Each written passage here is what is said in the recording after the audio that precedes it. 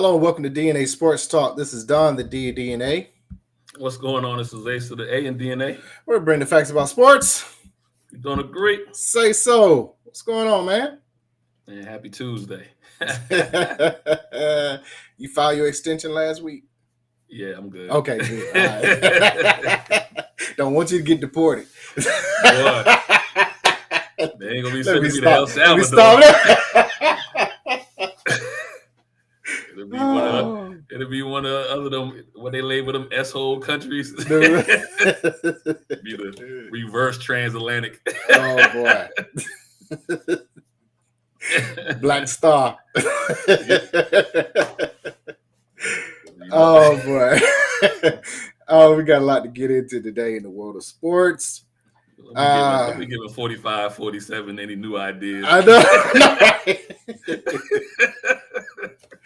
A lot of money to be made on that. There's a lot, right? They got their own money. Woo. Where shall we begin? Let's go WNBA real quick. We discussed it last week. Becker's Miss Buckets went number 1 overall to Dallas, and now being paired. I think through the show we made it through the top 12 picks. I want to say through the show last week, but now it's been a week to sit back and analyze. Did people draft according to what they needed? I guess it's the best way to say it. What do you think? Outside of Paige, I mean, she was going 1 regardless, but after that, I think teams, and this part of this is the draft class that came in, and I think preparing for the draft class is going to come in next year, gearing up for offense. And so I think everybody's seemed to really go guard oriented, but again, like I said, I think it's because of the draft class that was coming in and the draft class that'll be coming in next year. Teams started to set their roster up accordingly. So I think some people drafted for current needs, those teams that are kind of in contention, but I think a lot of teams were setting themselves up for next year's draft as well. Yeah. I was certainly surprised to see this many foreign players go in the first. We mentioned round. that, and that's the reason why I'm saying they're setting themselves up for next year. Like, I don't know if those foreign players. I'm not going to say they're not ready, but it's a different brand of basketball. But I believe teams are, setting themselves up for. Well, I mean, with Neek, I mean that's. That's a given, right? That's a given. I mean, you 6'8", you look 7 feet. That's a given. 19 years old. You got to take a chance. You got to take a chance on that, right? But to your point, 19. So you're waiting for that to develop over the next couple of years to become what we're going to say is Jonquel Jones of the WNBA. That's the trajectory she's on. Of course, being from France, she's obviously compared to Wemby, but that's what, to your point, that's the forecast of having someone taken 2nd overall. And again, 3 players from France, Slovenia, and Lithuania taken in the first round. I was surprised that Haley fell that far down to Chicago, but now she's paired again with Angel from when they played at LSU for a time. Didn't get a chance to win a championship, but we'll see what happens going forward. But the Atlanta Dream, the home team, we were off air when they made their 2 picks. One was Pow Pow from South Carolina, the shooting guard, and I forgot who was this. Who was the other one? I know Pow Pow is coming because this is the 3rd straight year that South Carolina has sent 3 players in the draft. Oh, the Taylor Theory from Ohio State. So they got a small forward and a point guard in the draft. But again, all that to me is the pair up with Alicia Gray and Ryan Howard. No, I'm thinking more of the piece that they acquired in the Oh, you talking about offseason. Brittany Griner? Brittany Griner, yeah. Yeah, I guess so. I mean, I like the picks. Yeah, I like the picks that Atlanta got because, to your point of being more offensive oriented, I can see them pushing the tempo now at this point and letting BG be the anchor that, oh my goodness, went to UConn, played last year. That was, why am I drawing a blank? Center from last year. Going to be a Hall of Famer. Why am I drawing a blank?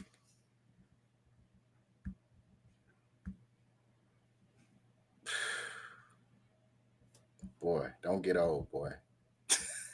It's all happening. I'll think of it later. But, they basically got a few years younger with Brittany Griner. But I see like I said, a more up tempo and letting her anchor the defense in stretches for the Atlanta Dream. So great pickup to see how that goes forward. But yes, this is the third draft where the Gamecocks have had 3 or more selections in the draft, which still has me mesmerized as to why Flewally would leave South Carolina. Usually it's one of two things: playing time, or you're not getting to championships. Well, if she didn't get playing time, if she didn't get enough playing time, she will get all the playing time this coming year up. So, I don't. Hey, listen, now because of the transfer portal, we're gonna harp on players that make bad decisions more than we've probably ever before. But in the grand scheme of things, it's not that many that have made bad decisions. But the news cycle usually harps on the negative than it does the positive. So the quarterback for Tennessee that's now at UCLA, those are the outliers that are making questionable decisions. Right. But most of the portal has been good as far as players kind of getting to where they want to. True. We'll see how it goes. Tina Charles. That's who I couldn't think of. Okay. Being basically replaced by Brittany Griner. But looking at the Dream, I'm looking forward to this season. Of course, the first game will be at State Farm Arena against your girl CC, and we know that will bring out a crowd of people. I'm kind of wondering if it'll be the same crowd as last year. Has the newness wore off? Now that we've seen her play. Maybe. Nah, I think if they're winning, the people will come see her. Nah, I don't think so. I think granted, people will come to see Angel Reese, people will come to see Paige. I think people will come to see CC who maybe they didn't get to see her last year. I think she's always going to be a draw. She's going to okay. So I guess I can see that. I think that Paige will take some of it away. I'm not all, right, to where everybody is, bent on seeing, to your point, CC come and play. Of course, Angel Reese, whether it's to cheer or boo her, and then of course the Aces. Yeah, I say you got Vegas and maybe the Liberty too if they come out because they're reigning champs. Because they're reigning champs, right? Mm-hmm.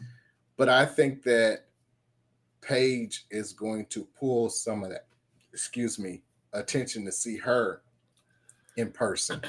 I think if I have the dream, if I have a choice, yeah. Well, their first 2 games are away. Again, the home opener is May 22nd at State Farm Arena instead of Gateway Center. They got the Mystics and the Fever May 16th, May 20th, and then the first home game is May 22nd. Then May 24th is the Dallas Wings, which is Page. So it's back to back. If you got so back to back CC then Page. But okay. But one's at State Farm and the other one is at the Gateway. Yeah. Most people probably go to State Farm who haven't been to. You'll get your diehard Dream fans and ticket holders will go to both. But your I won't call it fly by night, but your casual will go to State Farm. If you could only go to one, which one would you go to? Page. So you see what I'm saying? How it's going to draw a little bit. Yeah. But it's going to draw a little bit away from CC because she's been in the league. Yeah. I want to see scoring. Not saying that CC can't, but I want to see this fresh. You want to see buckets, Yeah. Especially she start off on fire like we think that she will. Yes. Yeah. It's can she be the rookie sensation? Mm-hmm. Can she do what CC did last year? That's what we're waiting to see. So again, looking forward to WNBA season coming up in 3 weeks, isn't it? Yep. That's close. Literally right around the corner. Speaking of basketball, let's go to the NBA. Let's first go back to the play-in tournament. Hawks went and played the Magic. We picked that one correctly. Didn't see it going to be a blowout like that. Trae Young getting tossed in the fourth, end of the third. Yeah, toward the end of the game, yeah. Toward the end, yeah. Yeah. He didn't get the calls that you would expect him to get. He didn't get it at home either, but go ahead. Right, I know. Didn't get the calls that you would expect an all-star to get, multiple-time all-star to get. But it was the Magic's just defense. And yes, they had lost to the Hawks the Sunday beforehand, but both teams were basically playing their role players. And that's what you expect role players to do when they get at home, right? You expect them to play well, and that's what the Orlando Magic did. Now, fast forward to Friday night, you would expect Atlanta to play well against the Miami Heat. The Miami Heat come in playing well. Went to overtime, and to your point, didn't get the calls at home, but you can't let a well-coached team hang around. You have to put them away. They were behind the whole game, though, and against Miami, they were behind the whole game. But once you got the lead, once you get the lead, once they got the lead, that was it. Right, exactly. Yeah. You got to put them away. And they didn't, but you let them hang around. And to that point, once it went into overtime, that should have been it. But what did they outscore them in overtime? Was it like 26, something like that? 12-3, whatever it was. Something, yeah. Yeah. So it was 106. It was tied at 106, wasn't it? So they scored 8. They scored 17. Yeah, 17-8 I want to say in overtime. But you can't let Davion Mitchell go off in overtime. That was bad rotation. That was bad defense. I would have expected something like that from Atlanta because I'm expecting the role players, your second unit, to play well at home. But it was the Heat's role players that played better, which that goes to, you could talk about players, but some of that is coaching too. Because again, your guy Quinn sticks to certain rotations that, I don't know why he does it. He went away from that in the Magic game, but they were getting blown out, so it really didn't matter. But in this one, I was surprised at it. So I had Chicago beating the Heat like I kind of played home team winning. Yeah. All throughout the play. Because you went almost chalk. right too. You went chalk. And I was one off, and that was the Atlanta Heat game. But again, I had Chicago. Well, I was off twice, so I had Chicago beating the Heat, and then Atlanta beating Chicago. Right. So 2 off. So your bracket was busted. Miami busted your bracket. Yeah, busted the bracket. Yeah. So I think I was right on the west side though. I will say this about Atlanta, and like truly sitting down watching Friday's game. And now this is game 83 and 84, right? So play in and then the play in. So game 83, 84. At some point, you have to know that you do not want to get into a set rotation, because that's not where your strength is at. Your strength is running, and going to the basket and making the refs blow the whistle, or making Miami play defense. Even if you're missing, I want to see a shot going up, preferably to the basket, but within the first 8 to 10 seconds of the clock. Because you don't have, what I just really noticed, they don't have any real set offense. So if your defense they don't have nobody. Oh, me put it this way then. Okay. After that first set, and that first set don't go, it's no man's land. You know what I mean? Okay. That's better. Yes. It is somebody, preferably Trey, chucking up something long range. If that first set doesn't go through. And so that's why I'm like, throw that. I don't even want to see the first set. Let's get downhill as fast as we can, because that's when your offense is at its best.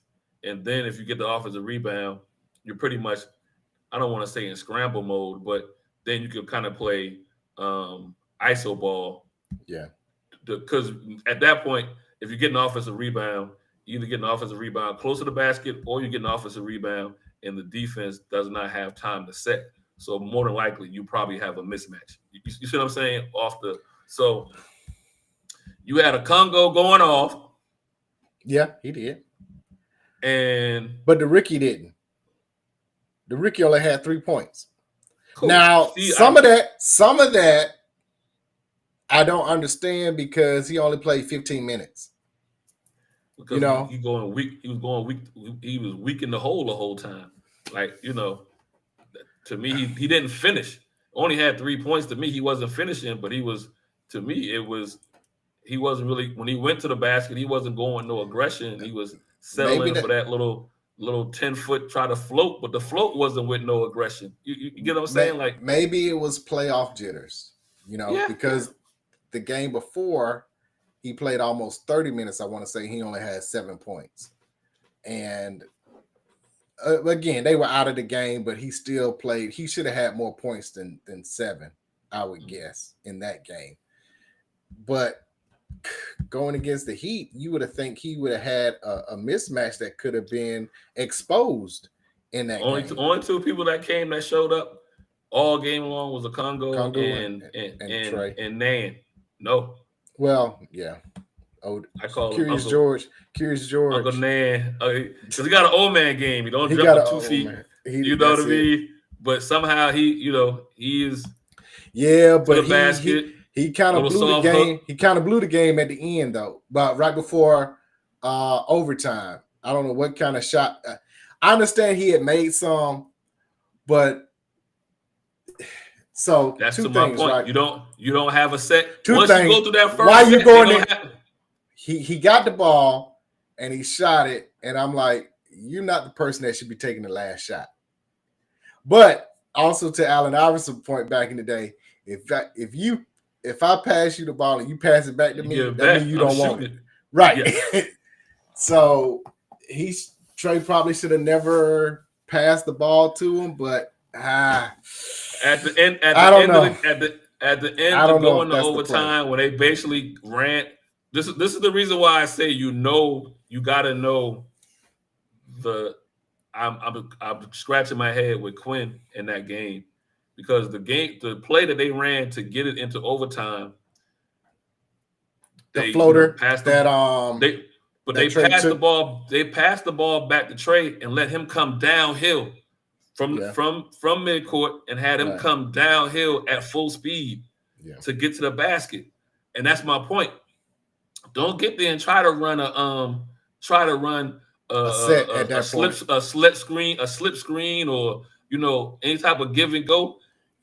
They're at their best when they're at full throttle toward the basket, and then you make Miami make a decision. Am I going to try to stay man to man in front of the ball, or am I going to collapse and allow a kick out?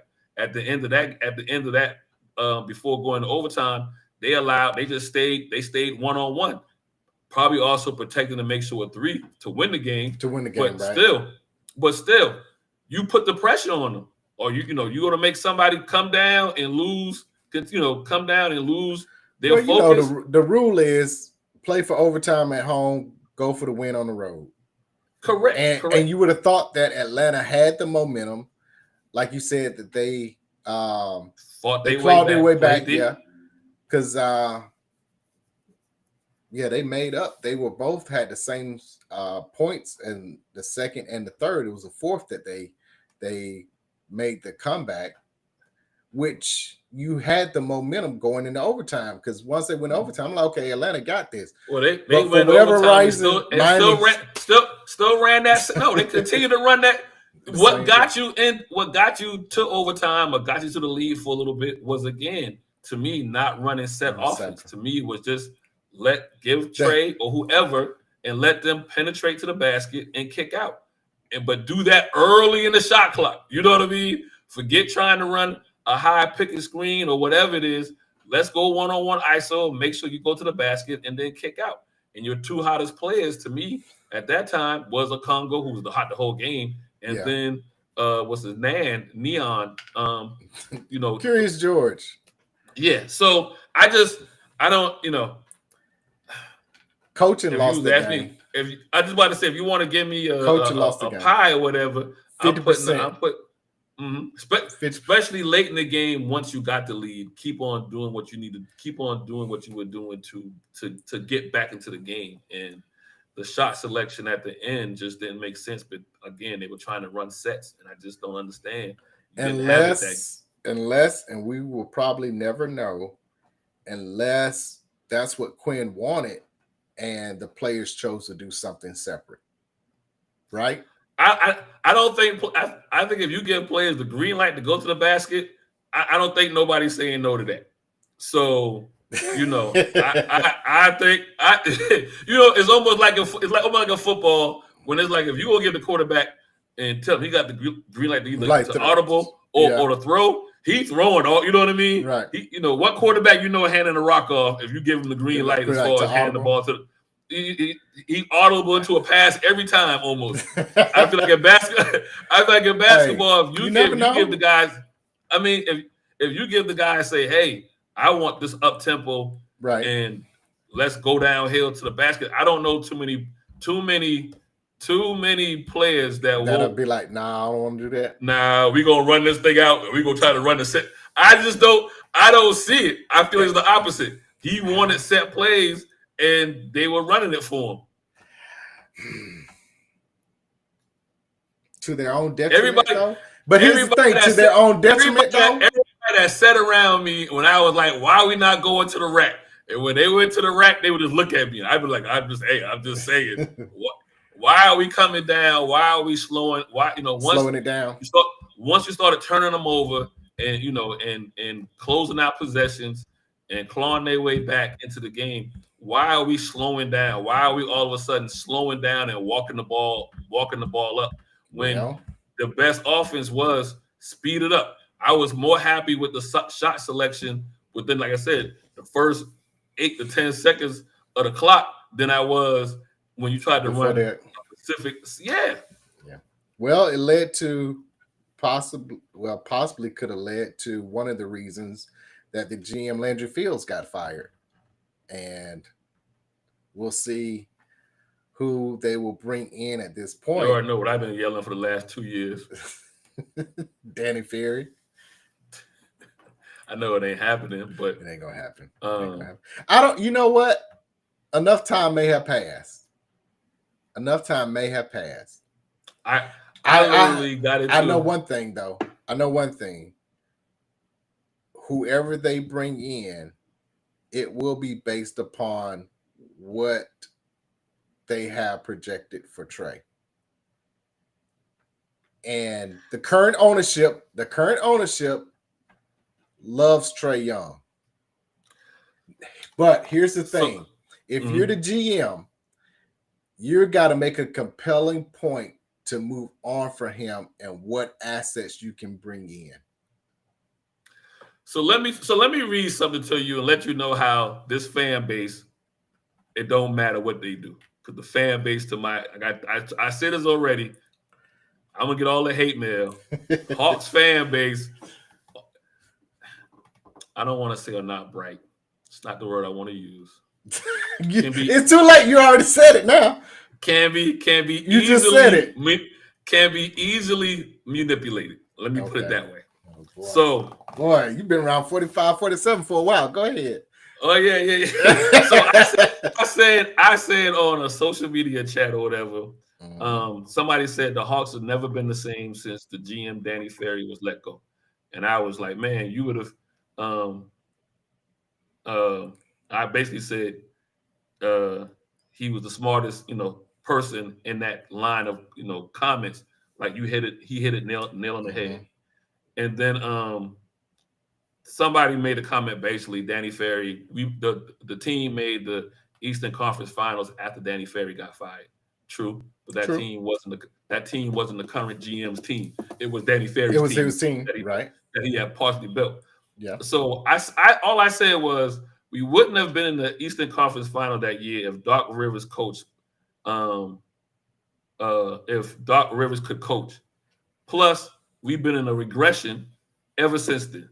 So you made the Eastern Conference Finals, and we've been playing. Playing.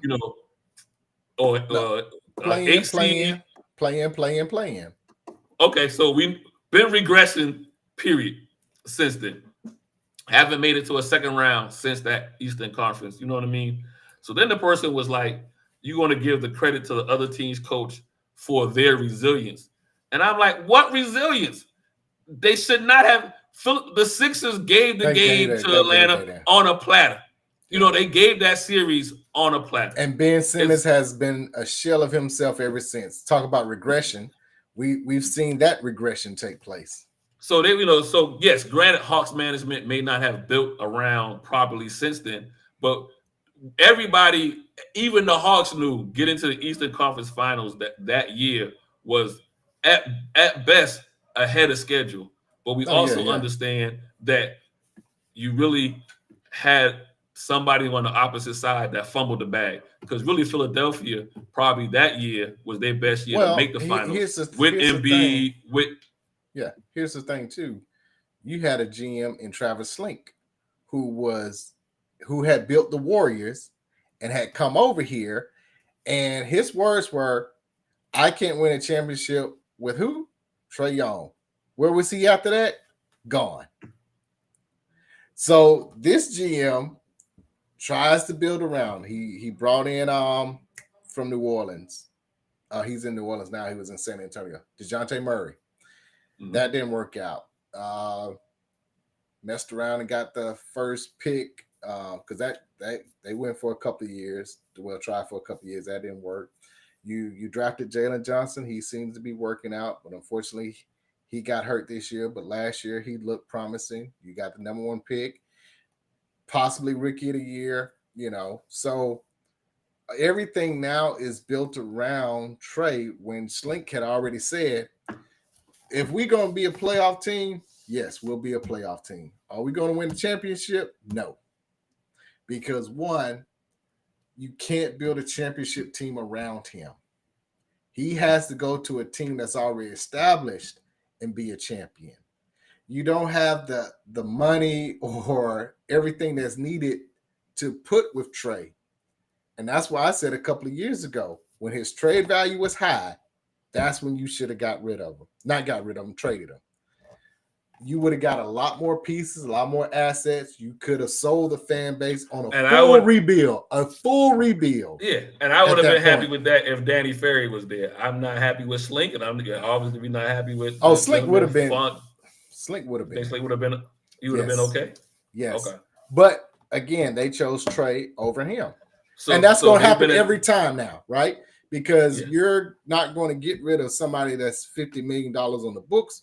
You're going to get rid of somebody that's $10 million on the books, which is why there's been 3 coaches in the last 4.5, 5 years that Atlanta has gone through. It's always easier and cheaper to say, well, it's the coach. We'll find somebody. It's the GM. We'll find somebody to put this round peg in this square hole. Well, I think it just won't happen. So I think this particular team, I think there's a few pieces that need to be moved. And first of all, let me get this out. Should have kept Luka, but go ahead. Oh, I mean, I digress. I just needed to get that out there one more time. One more gear. I said that the night it happened. But that kind of goes into my point. So Atlanta has been in flux for the last few years because there is no identity.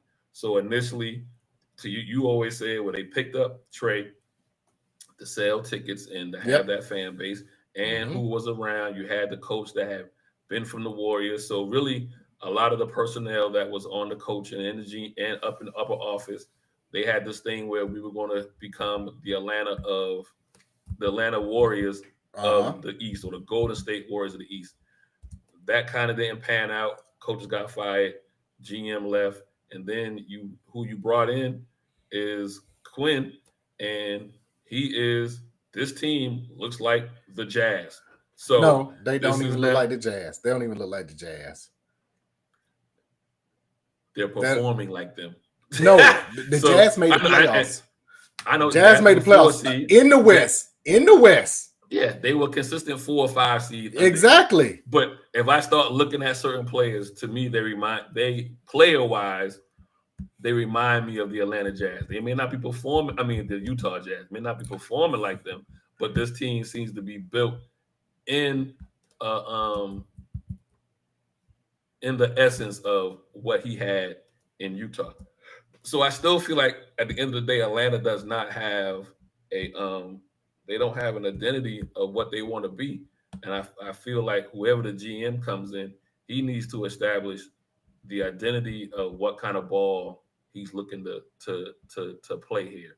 And I know in every sport there can be a copycat league, but you do need to figure out what it is that you want. They only look like Utah when Quinn Snyder first got there.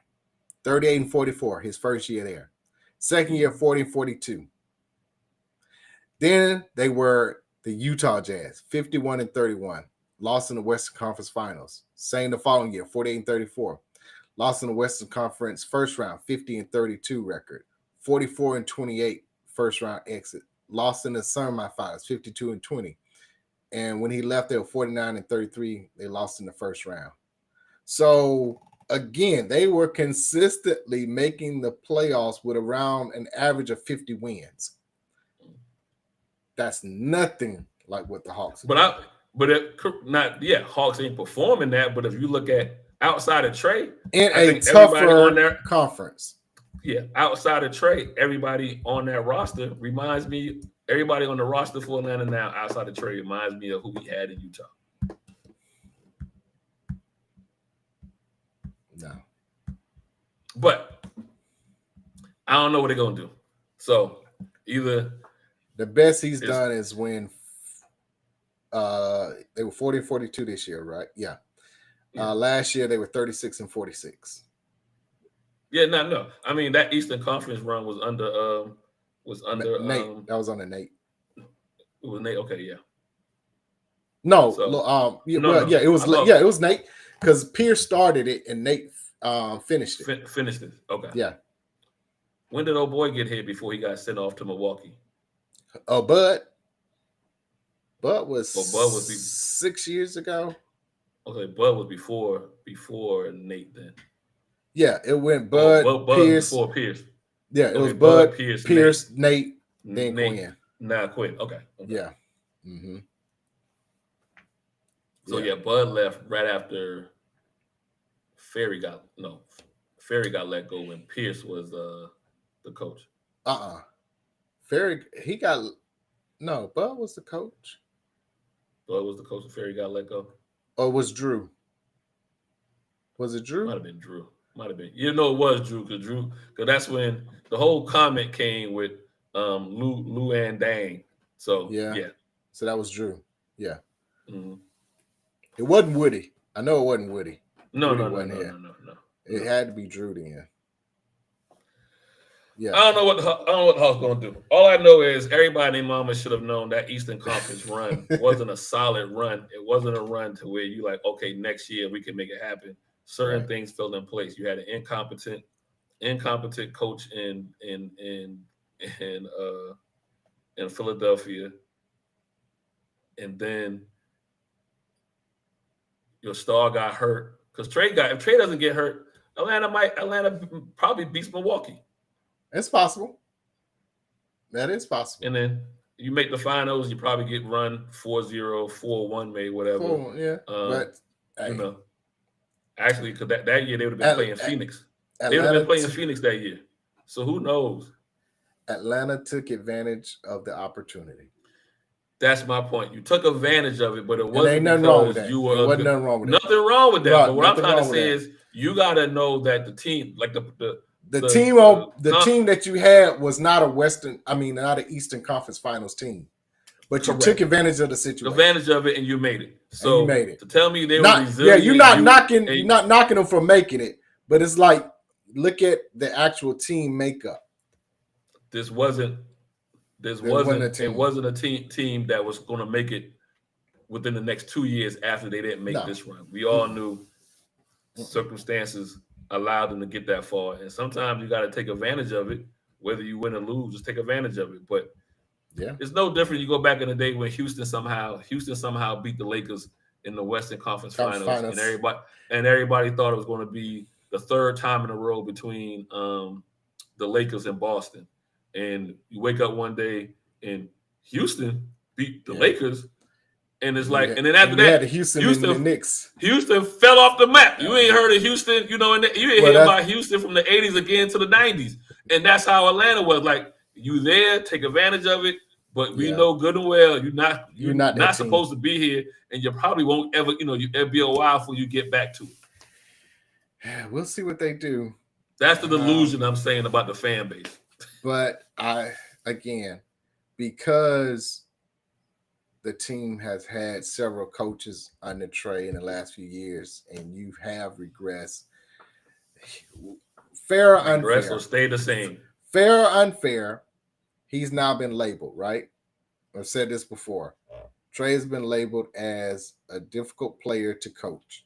And I'm not saying that's fair, but it's just the moniker that you get, when you've had several coaches, and to the point where we're talking about, you haven't progressed to another Eastern Conference Finals.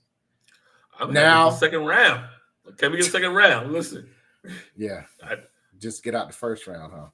But, can we be a playoff team? Can we be a 6 or higher? Can we just be a 6 seed? Let's I'm gonna say baby steps. We understand the Eastern Conference. Because I use the word fluke, but for me, the true testament of telling me you're on the right track is, okay, you made that, a ball bounced right. Okay, you went further than anybody expected. Now you come back in the next year. Can you be a 6 seed? Or even if you're a play-in, can you win those play-ins and then can you get a round? You know what I mean? Can you be a 7 against a 2 and take that first round and, kind of stretch them a little bit? Or can you be a 6 seed and play the 3 seed and can you stretch them a little bit? Okay, then the following year, can you somehow get into that 4 or 5 spot? It's been the opposite. It's been 9, 8, 8, 9, and going home early. And this time, not even making the playoffs. Yes. Where you had a game at home, and all you had to do was finish the game, and you're in the playoffs. And who knows? Again, against Cleveland, yeah, Clarence Levert knows the team. DeAndre Hunter knows your team. Who knows? I definitely give him one, possibly two. Well, then we're talking. We're not even talking about whether they can win the series. We're talking about you just about how many games exactly, and building off the experience going to next year. Correct. I think again for a GM that comes in, you've got to. I don't know how you can sell, depending on where your draft order is, where the ping pong balls fall, and where you select, what you can do to continue to build around this team. And yes, you'll get Jalen Johnson back, and I guess you can build up the case that you were a 6 seed before he got hurt, so you can build on that. But Detroit has come to play now. Milwaukee might take a step back. Indiana, we'll see how this plays out when we'll discuss. But you're not better than Boston. We know Boston ain't going nowhere for a couple of years. New York. We know Cleveland ain't going nowhere for a couple of years. New York. New York. The only thing that might hurt New York is Thibodeau ride them boys too hard. But at the end of the day, New York's not going nowhere. 4 seed at 4. Indiana. They're not going anywhere because they're a fairly young team. Now you start talking about the Detroits and the Milwaukees. Detroit's on their way up. They're 5. And let's look at Orlando. They were 7, but they had so many injuries. And we always say they're not. They were a 3. Were they a 3 at one point? I think they were a 3 seed at one point. At least a 4. Before all the injuries started happening. Yeah, it was early in this year, but still. Yeah. So they're not your typical. So how are you going to overtake those 6? So we staring 7 at best again for another year. Yeah. 7 or 8. Yeah. You would have to have,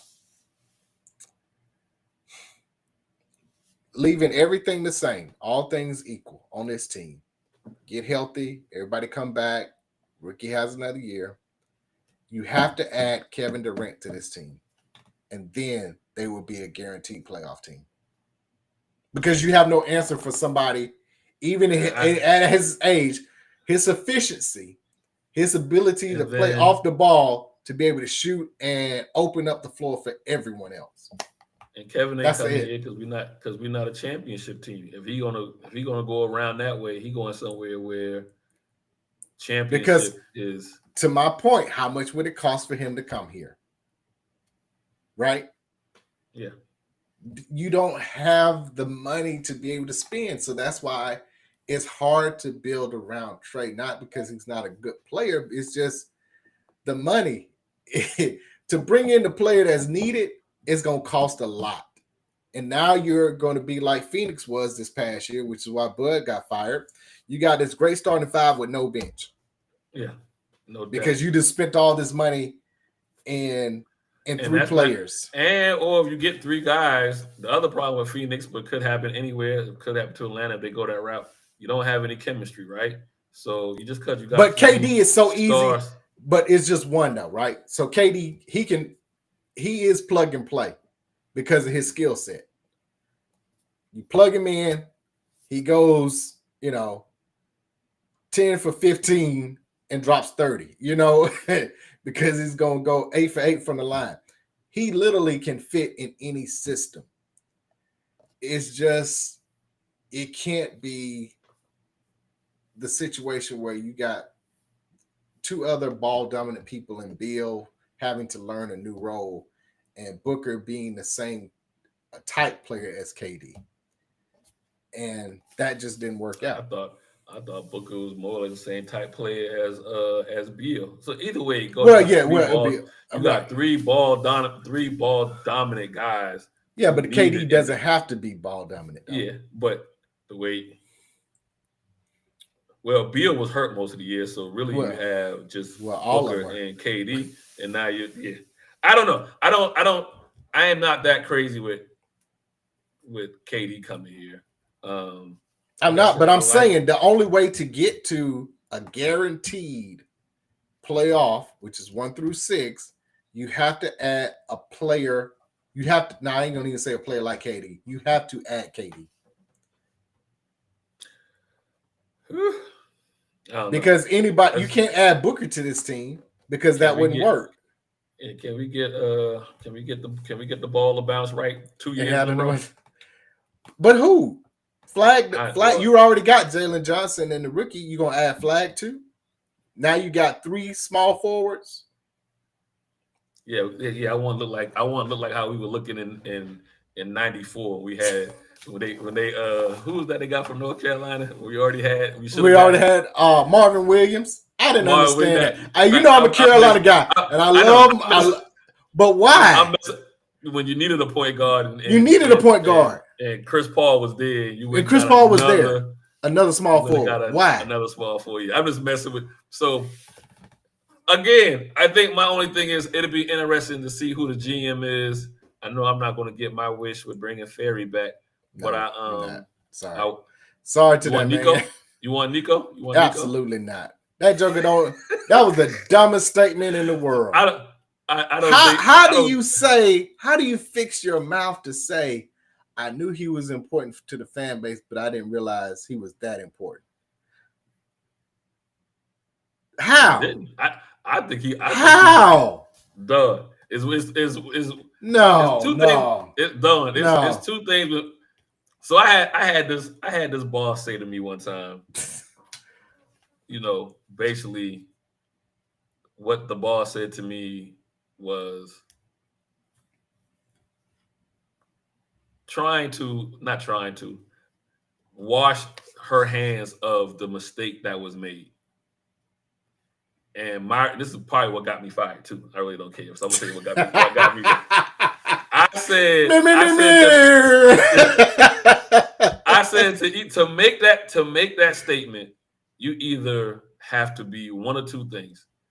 You have to be a liar or dumb as rocks.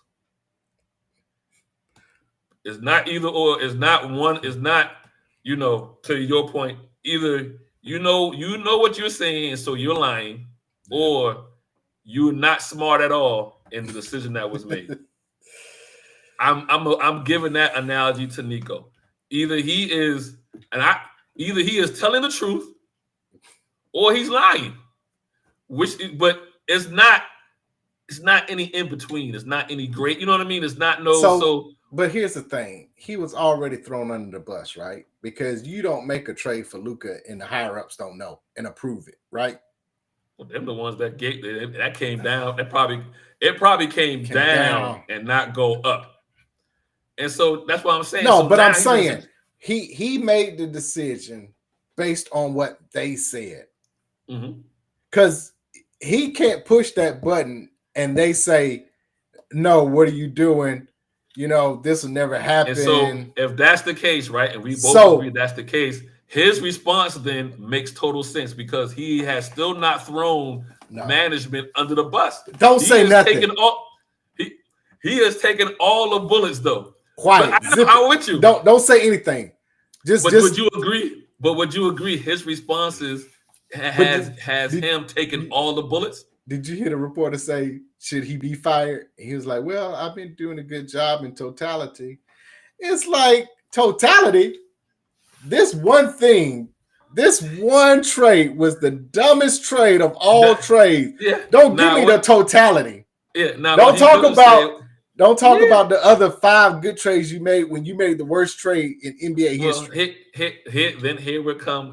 should come then the excuses. He should call them excuses. But into his offense, again, his excuses would let you know if Kyrie doesn't sprain his MCL, I'm just saying. And then we all know the likelihood of AD getting hurt, but AD got hurt. So then they already had 2 other big men that were hurt prior to the trade. So he really went from a rotation of 7 down to a rotation of 3 within a month. Yeah. That to me, that's the basketball guys telling you how stupid you were. You're stupid. Your trade was right. Here's the thing. When asked, of course he can't say the higher up said to do this. He's got to take the bullet. I get that.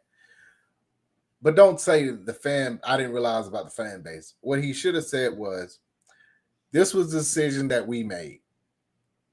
We made the decision, and we were looking at adding a big, which we didn't have at the time, and we were still a proficient big, yeah, we're proficient big, pairing him with Kyrie. That's what we were looking like moving forward. So far, because of injuries, things haven't worked out. Please wait. Clay. So we had wait and see. Hey, wait and see when everyone's healthy, and that's it. Yeah, that's all you have to say, because we don't know. Lakers could get bounced in the first round. It's possible. I'm not saying it's going to happen, but then it doesn't look bad, right? What are they? They 1-0? Yeah. It doesn't look. They're down. Yeah. They're down 0-1. 0-1. Yeah. Then it doesn't look bad, right? But just say, hey, we made this decision based on this. We understand the fan base is upset, but this is the vision that we see going forward. And that's it. That's all you have to say. But don't say, well, I didn't realize basically how important he was until he was gone. What? Come on. That's his way of either taking the bullets, or that's his way of but it's a different way of taking the bullets. No. I get it. Or that's his way of telling y'all. But he's making himself look worse, though. Because he probably want to get fired. I feel like he wants to get fired. Or he wants to get fired. But nobody's going to hire you based on that, though. Yeah. Yeah, that's because you made the worst trade, as opposed to, again, saying, hey, how long does Jason Kidd hang around? Man, who knows? I don't know. We'll have to see next year when people are healthy. But to that point, because really, when you look at how you explain it, well, and this would have been the year with Kyrie and Clay Thompson and AD, and if you didn't have, like I said, the other part of your bench hurt, right? I mean, they could have been a decent run this year. They could have been a decent run. They beat the Kings. Yeah, they beat the Kings to get themselves a chance. They were a 10 seed, and then they wasted a 40-point game by AD against Memphis. Against Memphis. Yeah. So the Warriors in the West beat the Grizzlies, which, what did I say? That was going to come down to coaching. Why do you fire a coach? Well, we already explained it. Why they did it. They didn't want to pay Jenkins going forward. But you saw what happened at the end of the game, right? You couldn't even get the ball in.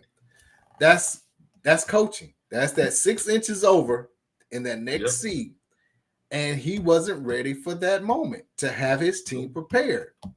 Grizzlies should have won that game. But it came down to experience coaching. Mm-hmm. I mean, that's the reason why the Mavs won, right? They won the first game against the Kings. Yeah. It's because, to your point, Jason Kidd. Now, he like you said, they did good to win the one game. I didn't see them winning a second one against Memphis. Yeah, that was just, as you mentioned, you've got a rotation of about 6 players. And even though AD played like 2 people in one, it wasn't going to be enough. You at that point. A lot. You're asking too much, right? So staying in the West, the first Western Conference game was the Nuggets in overtime. Great game against the Clippers, 112-110. You still got the Nuggets winning the series in game 2. They had a great game in game 2. Well, you know what though? I don't know. Nuggets again. They fired their coach, right? And so you got inexperienced Adelman. If the first 2 games are an indication of what the rest of the series is going to be about, then I have to give the edge to the Clippers because of Ty Lue. I'm going to go with Ty Lue coaching over rookie Adelman. Adelman's son. I don't even know his first name. I know he's Adelman's son. He's Rick Adelman's son. That's what you don't have enough experience yet for me to know his first name. But Rick Adelman's son. You know what I mean? So Jokic and Murray can't pull this off. They can't bring this rookie. They can't bring this rookie coach along. They're gonna do it. They're gonna do it alone. But you know, I mean, it's gonna be those moments. It's gonna be those moments where there's some coaching. You know, or how do you rein Westbrook in? Right? Not saying he had a great first game. I'm about to say Westbrook won you the first game.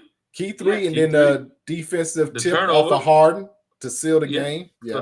So, but in game two, the problem wasn't Westbrook. Game two was Jokic with untimely turnovers toward the end of the, So again, even though they're experienced and great players, you still, as a player, looking for the leadership from the coach, where you know that there's a couple of plays that coach is going to call and we should run, and and we know that play gets us a bucket. Right. I don't know if just can do that. Or again, just the timeouts. What to draw up out of a timeout to make sure you get that bucket. What's your go-to play that you like? All right, let's stop the bleeding. We didn't call the timeout. They went on an 8-0 run. What's that play that's guaranteed a easy basket? What can we call? Yeah. So all that advantages is with the Clippers, not with Denver. So now that the Clippers got the home court advantage with taking game 2, I'm going to lean toward LA winning the series. Yeah. Now I'm gonna show you how you hedge your bet. I think I had. They got to win in 6 and 7. Oh, they're going to go 7. The Nuggets, because they're at home. Yeah. To me, the Clippers got to win in 6. Win in 6. Okay, that's possible. Grizzlies Thunder, biggest blowout in the first game in NBA history. Was it 50 point blowout? 51. 51. Oh, my bad. 51. 51 point blowout. And the crazy part, SGA ain't even show up. He ain't show up. He didn't even have to show up. What did he have? 15 or something like that? Yeah, he has. I think he was on a record or close to a record of like 20 points or more. And he didn't. In like 50 some odd straight games, and then the one game you have a bad game in the first round of the playoffs, you win by 51. That's not a good sign. That's not a good sign. And it wasn't even really like he had a bad game. Everybody else was hot. Yeah, I mean, he had an off shooting night. I won't say he had a bad game. It just like he was like 4-13. He probably was like, I don't need this shoot anymore anyway. Let me get some rebounds and some assists. Right. Let me help out in other ways. Let me go get some water for my guys. Hey, pass that Gatorade down. I got him. I'm about to go to the concession stand. Right, y'all want some? You like Skittles, right? You like Skittles? All right, I got some Skittles. Anybody want some popcorn? Hey, it's been 5 minutes. I got a pop. It's gonna be 5 minutes though. Yeah, that man. And they play tonight. They play tonight, a short series for Memphis. But again, and then another one. No coach. New coach. What do you say and do when you get your head handed to you like that? How do you? The second quarter basically started. They're down 42-25. 9 minutes to go in the second. They're already down double digits. Yeah, Memphis might get one game. I don't listen. If they lose by more than 25 this game, they ain't getting nothing. They ain't getting that. No. Oklahoma City gonna try to be home next week with their feet up, watching LA and Denver in a grind out 7-game series. The series. Okay. As I mentioned, the Warriors got in. They took the first game over the Rockets by 10 in Houston. Can they win another one on the road? Golden State. Did the Ime Udoka's love be physical backfire on him? Nah. I think that the way so maybe the experts and Vegas was right. Young team, first time experience in the playoffs. 2 seed. And but you're a 2 seed, but you got to still kind of earn your keep, right? Or earn your stripes or whatever. Yeah. But I do like how Houston ended that game. And so I think they can carry that over into game 2. Tomorrow night. Yeah. So and unlike the coaches for Denver and for Memphis, I know to get it right. He can make some adjustments and say the right words. And here's the thing. You don't realize who playoff Jimmy is until you see it in person. Mm-hmm. Because he really did. No, he was. Oh yeah. I mean, yeah, Steph had. I think it was Jimmy's all-around game. Yeah, I think Steph had 37 and Jimmy had like 22, 25 or whatever. But still, it was Jimmy's all-around game, and you don't appreciate it and understand it until you see it, because you see him in the regular season, but his pace is similar to Jokic in that he's gonna go at his own pace, and he can affect the game again. Not going for the ball fake, like stay on the ground, stop going for his pump fakes. But it's when you're a young team, I'm sure Ime has told them, don't go for the ball fake. But when you see it in person,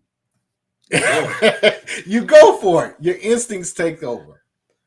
And he's crafty at that. Now, you always say that, he wears on you like Larry Brown, and that's true. But hey, you want him in the foxhole with you if you go into battle. We didn't. The Warriors didn't get him for no 5 years. This is a year and a half rental. Yeah. 2 years at max. 2 years. And if we can somehow squeeze one more chip out of this, it's all worth it. Yeah, or even a Western Conference final run. Yeah, it's all worth it. It's all worth it. Right. I got the Rockets winning this, winning the next game, but I'm gonna go Warriors in 6.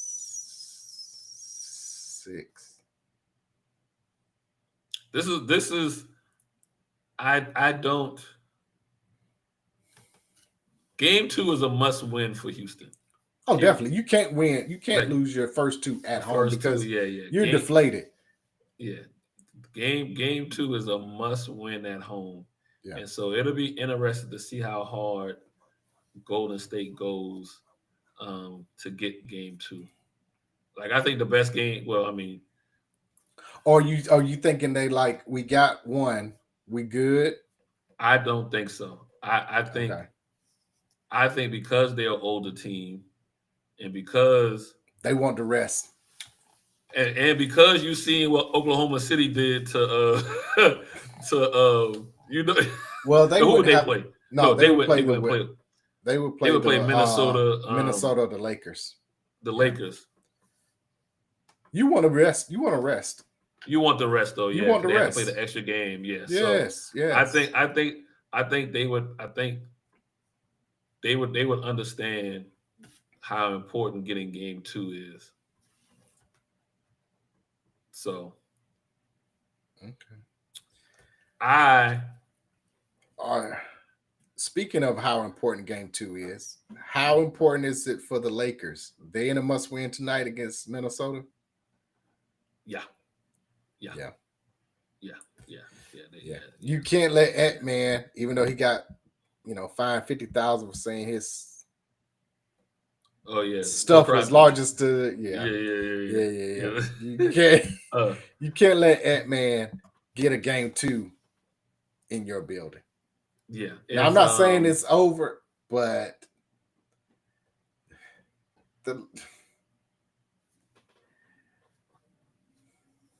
it'll be close to over. The Lakers, but I'm hoping for a sweep just because I don't want JJ to do well. It's not gonna be a sweep. I know it's not, but I would love it to just prove the point that you can't just come in and all of a sudden have the premier coaching job and not have to pay your dues when so many other coaches have had to be assistants. What was Eric Spoelstra? Video person and work your way up. it's unfair to everyone else. And because you get on a podcast with LeBron, all of a sudden you the head coach for the Lakers. It's not fair. You have a disdain for him the way I have a disdain for Hurley he's a DEI hire. He's a DEI hire. I will say this for both the Warriors and the Lakers. You got to get out of this first round as soon as you can. Because you're older team, I think the longer the longer any series goes for them, the shorter they will be in the playoffs, if that makes sense. Well, for the Lakers, I think the same thing with Golden State as well. Oh, okay, Golden State. Okay. I would think Golden State and the Lakers, I think, are in the same position. Yes, they need these series. They need, especially this first rest. round. They need this series to be over as soon as possible. And the longer it goes on, this first round goes on, the shorter they will be in the remaining of the playoffs. And so, so for all those reasons, Game 2 is a must important for Golden State because going up 2-0 on Houston, going home. I think you pull the heart out of a young team. And for the Lakers going down 0-2 doesn't mean they would lose the series, but I think a longer series does not help them out. Help them going forward. Yeah. Yeah. So. Yeah. Of the teams that go down 0-2, I think the Lakers are more capable of winning 4 games to win a series. I don't see the Rockets winning 4 games against Golden State. But yes, they I like what the Timberwolves did. They seemed to play loose. Ant picked his spots to take over while Naz Reid was just amazing. And they realized they didn't have any bigs. Guess what a young team did? Let's run. Go to the cup. Ain't nobody there to stop us. Let's go. And we don't gotta play. We played Rudy Gobert enough to where he was a defensive menace. Yeah. And then once the game got out of hand, the Lakers turned into they were just chucking threes trying to get back in it. And they're not a 3-point shooting team. 3-point shooting team, yeah. So if you can somehow repeat the, wash, rinse, and repeat, try to get out ahead early. And put pressure on them to make them want to where they have to rely on shooting the 3 more and trying to get back into a game as opposed to just going downhill and putting Gobert in foul trouble to remove their bigs. And now you have a more even matchup. And pick who you want to stop. You ain't got to stop both LeBron and Luka. I say let LeBron score and stop Luka. Or slow Luka down. I'd rather Luka be 19 or 21. One of them got to be 19, 21. What I can't have is both of them being plus 25. Yeah. As far as Luka and LeBron. So pick which poison you want to deal with. I would rather LeBron be the one to quote unquote go off. It kind of was in reverse this last game, but I'm more afraid he's the older one. So I'm afraid of the younger guy going off and getting the ball and getting touches. Let LeBron do what he's gonna do because he's gonna get tired. Those shots in the fourth quarter are gonna be short, or they're gonna be long because he's trying to overcompensate. So let him do his things, but stop everybody else. And again, that's why you got to have someone like Ant where you can go and put on a Luka or put on an Austin Reeves and not allow him to have his 19 or 20, keeping him to 12. Not let him turn into that third option that he's been for a while. Yeah. Let's go to the East. The number 1 seed. So you going Minnesota winner? Or you sticking with the Lakers at 5? Court case. You got your. I was about to say Beehive, high 5, Lakers at 5.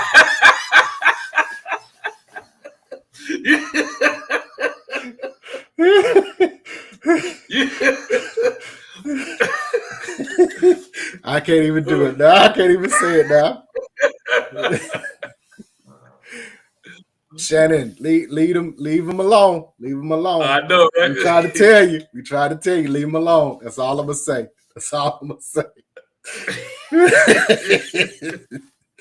Boy, yeah, I'm gonna go on because I ain't gonna say. Nope. We ain't gonna touch it. Nope.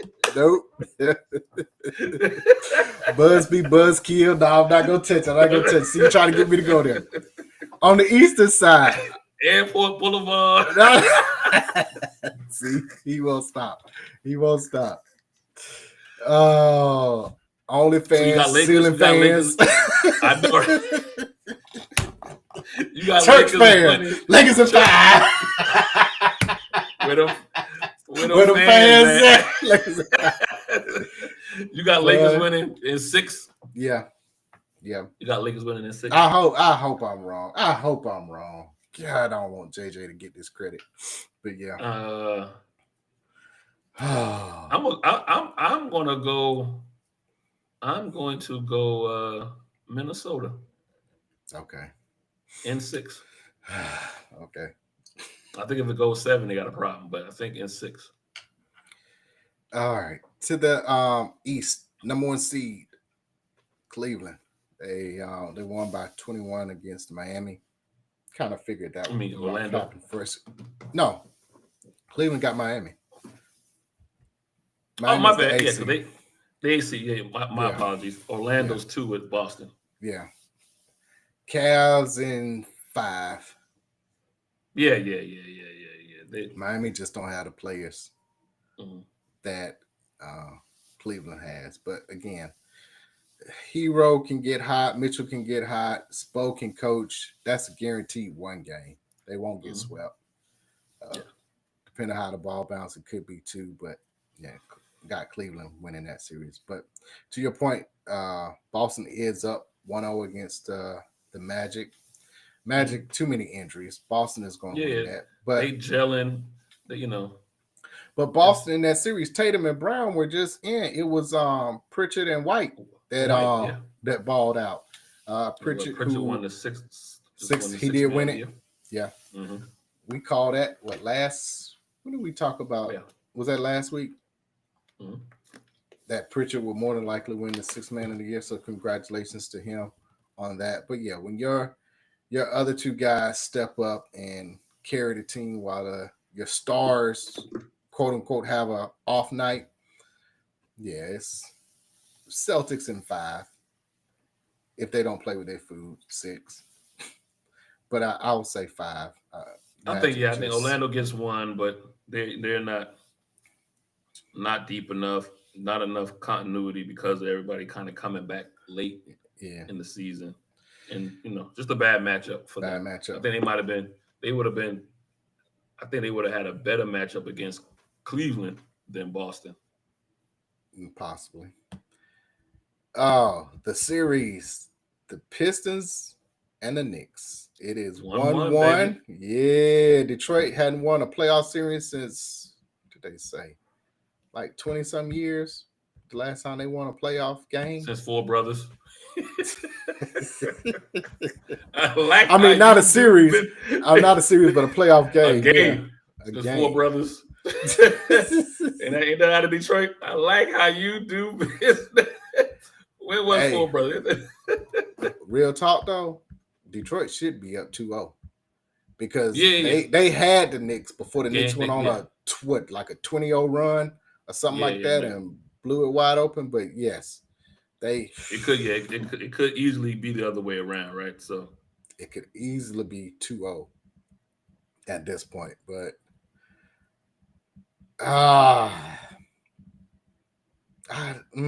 it's they stole 1. Now they come back home for 2. I'm not saying they go win both of them. This has all the makings of 7, and I have to go Knicks because 7th game will be in the Garden.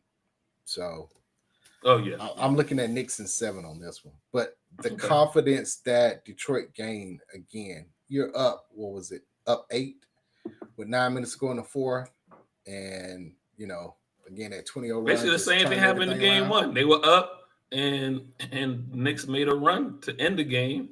Same thing happened Detroit up 7-8 minutes to go up, and this time they were able not to allow that run to overtake.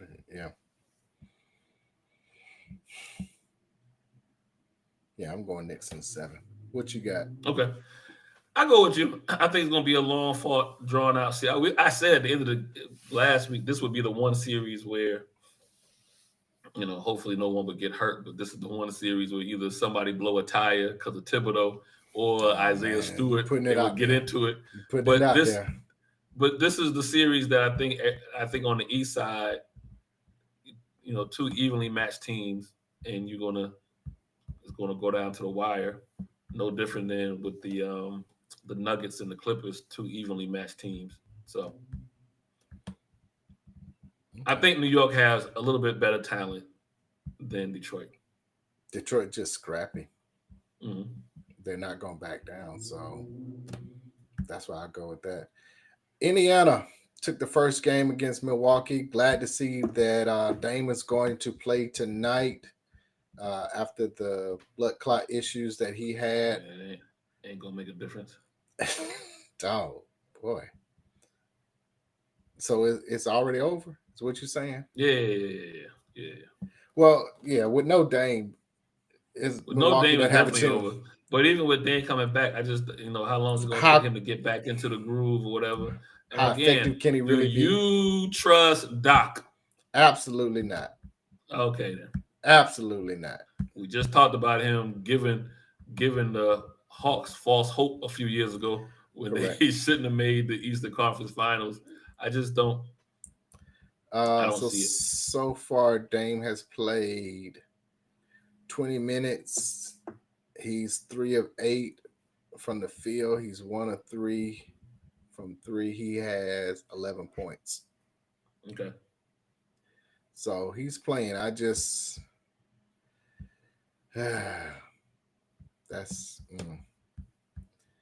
hope he's going to be okay. But Indiana's up 78-62 in the third, though. I mean, it's not over. It's not over, but yeah. This is not a good sign for Indiana. I mean, for Milwaukee. Aaron Naismith has 12 points. Siakam has 10. Turner 13. It's even. Halliburton 16. Exactly. That's not. Mathurin off the bench has 10. Yeah, when you're getting balanced scoring like that, that ain't what you want. You want Halliburton to have 40 and Siakam to have 20 and like that. Let that be it. Yeah. But you got 5 players with 10? Yeah, that's even Steven across the board. Who you gonna stop? It's like trying to find where you put the thing under the cup. Anybody can get it. Pacers in 6. Yeah. And go ahead and Milwaukee just kind of break this whole thing down and start over. Yeah, it's unfortunate for Dame's health because who knows what would happen. But they also have to bring in a coach. You got to bring in a coach, though.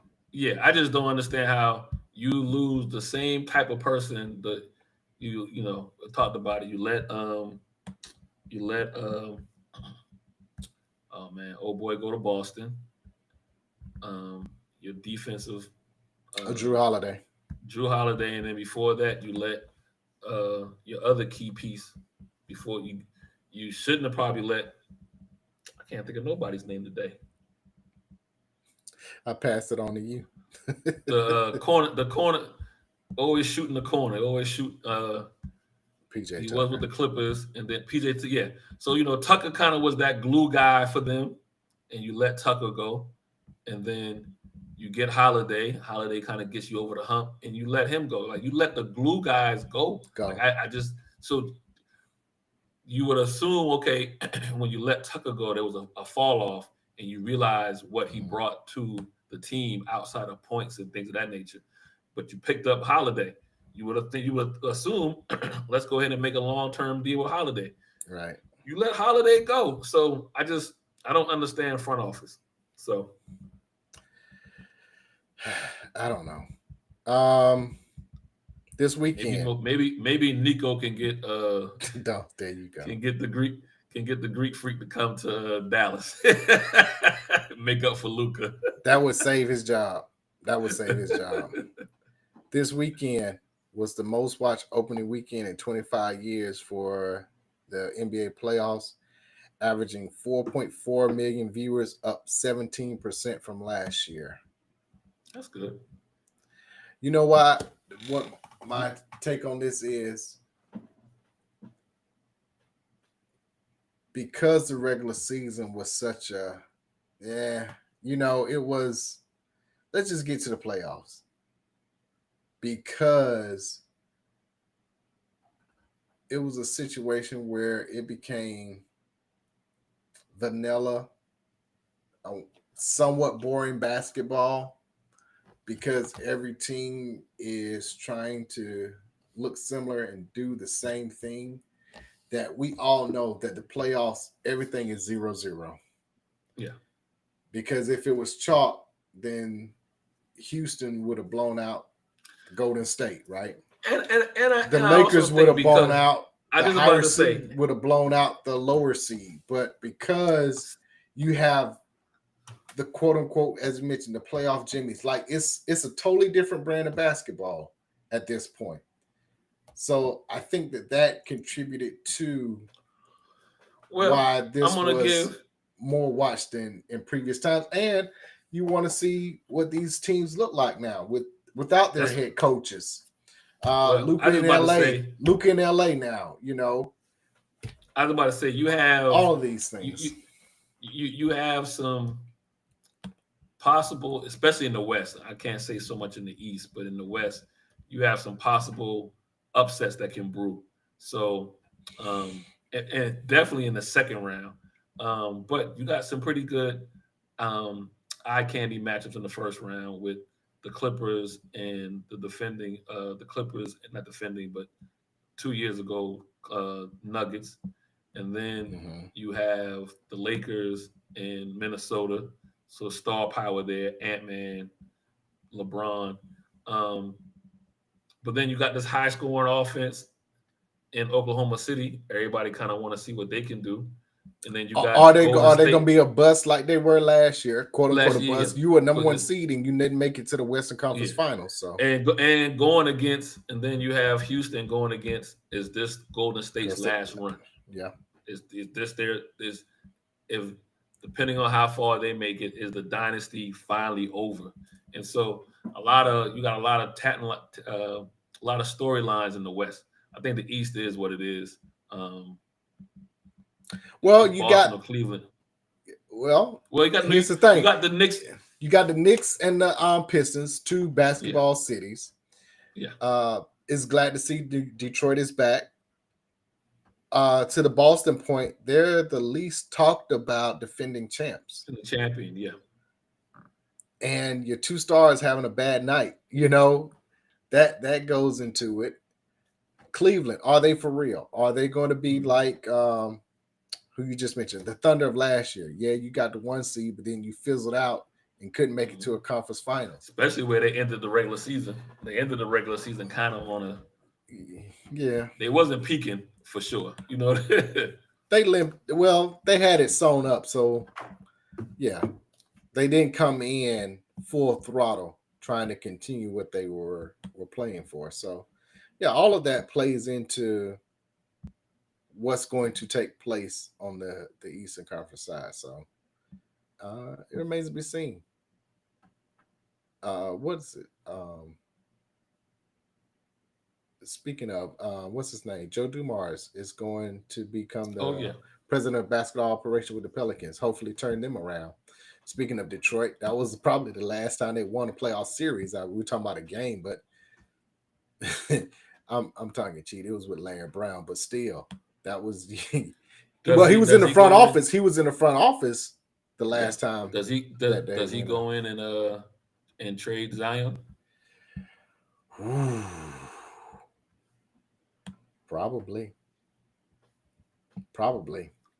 I look for him to shake up some things. I feel like it would be easier to do it as soon as he walks in there than for him to wait a year or two and try to do it. Okay.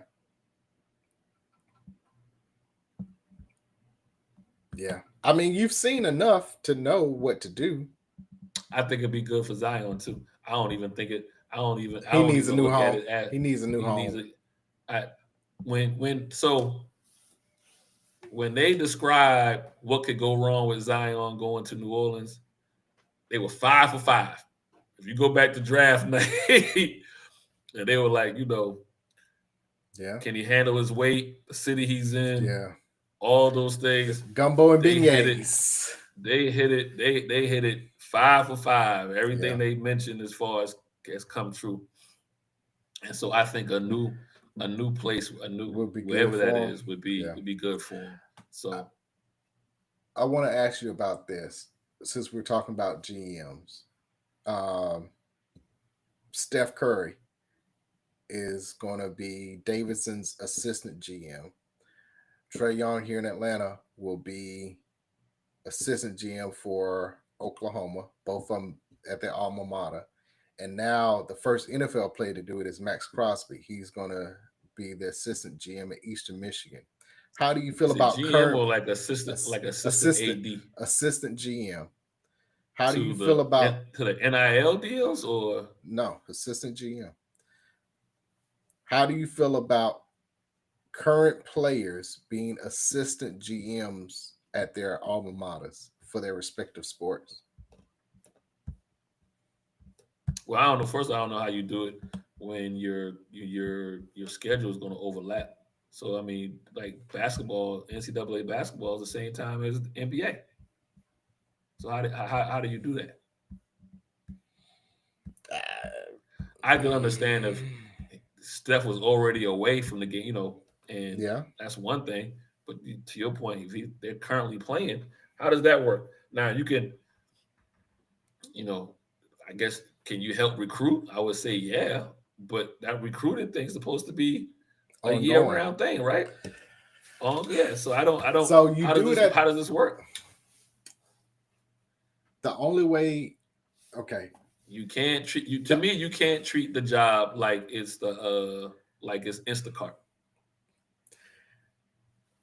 Doing it part-time. You know what I mean? So you're going to be evaluating talent, right? Okay. More than likely, you're going to help with the transfer portal and the NIL, to your point. Of course, all of this is before the season, but how do you then... You're supposed to be training for your upcoming... You're supposed to be training for the upcoming season.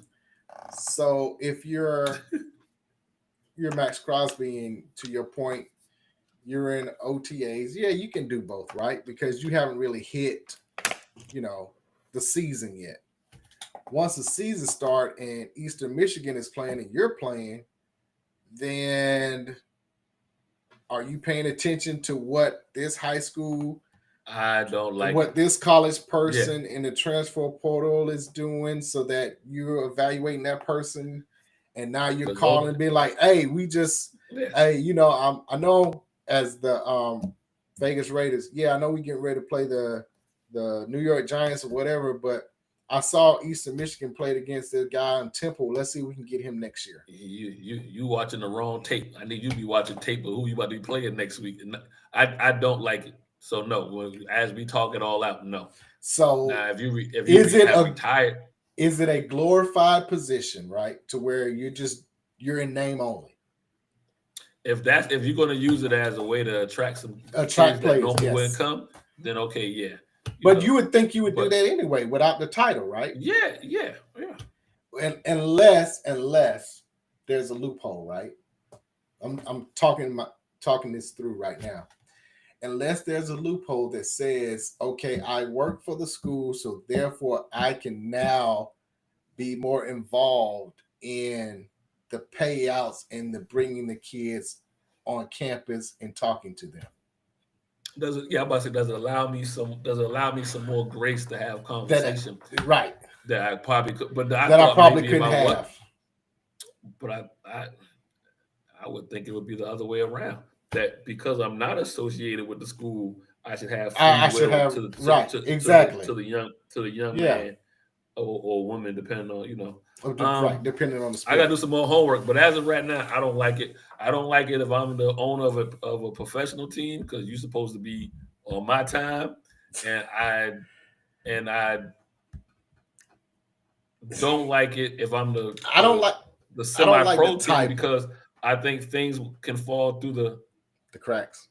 I don't like the title of it. Maybe that's it. I don't like the title of assistant GM. Maybe it should be a title of NIL whatever, because that's what it seems to be geared toward. Mm-hmm. NIL contributor or NIL manager. Maybe there is, of course, somebody in charge, but you're manager, so you're assisting that. A consultant. A consultant, thank you.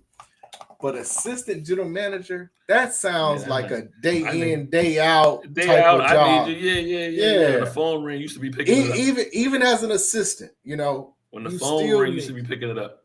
When I gotta take a day and I put my notice in my email, I should be able to use you. Right. If you can't reach me, today, reach me. I'm gonna have limited access to my email. In emergency, please reach out to Stephen Curry or Max Crosby, right? Yeah. That don't sound like to me you could do that when it's in the middle of the season, right? Of your own season.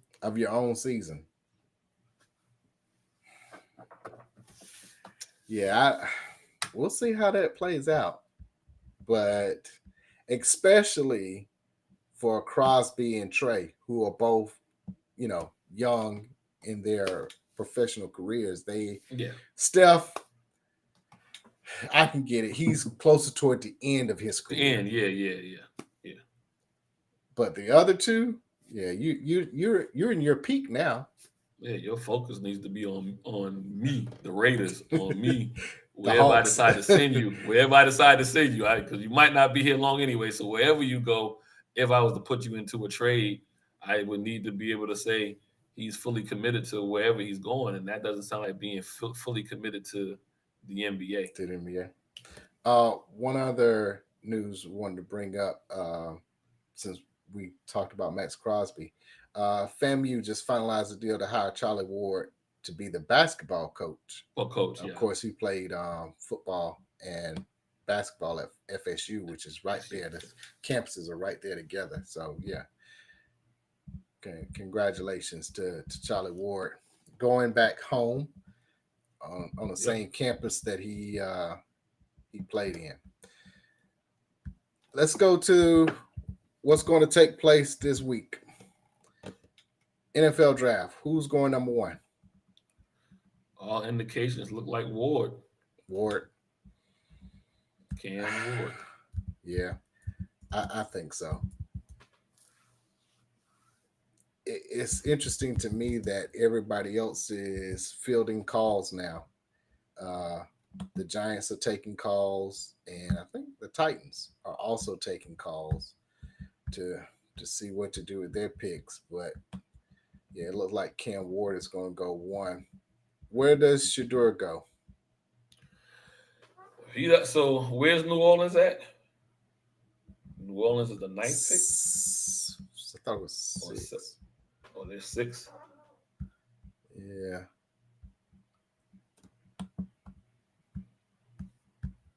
If he doesn't go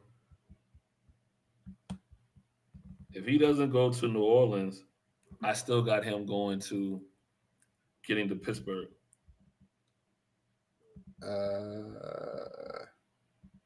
No, 9. You're right. 9. 9 is New Orleans. Yeah. 6 is the Raiders. The Raiders. Yeah. They just got Geno. So so Shedeur either goes 9 or he goes 17, 18, like I said. He drops down. I think Pittsburgh would jump up from 21 to grab him at 16 or 17. One prediction, I don't know. This can't be right. That's my prediction, though. Yeah. How they got Travis Hunter going number 1, I don't know about that. I don't see that happening. Nah, Tennessee though. Tennessee need a lot of they need a lot of stuff, but if you got to start with a quarterback. Always start the quarterback, yeah. Yeah. That would shake up the entire draft if Travis Hunter went number 1, though. Because Cleveland at number 2, what would they do? Because the draft has him. That's where they have. That's where they have Travis going. Yeah, that would shake up things. Would they go and get Cam Ward at that position? I don't know. I don't see Cam going past 2. I don't see him dropping the 3 to the Giants unless they move up.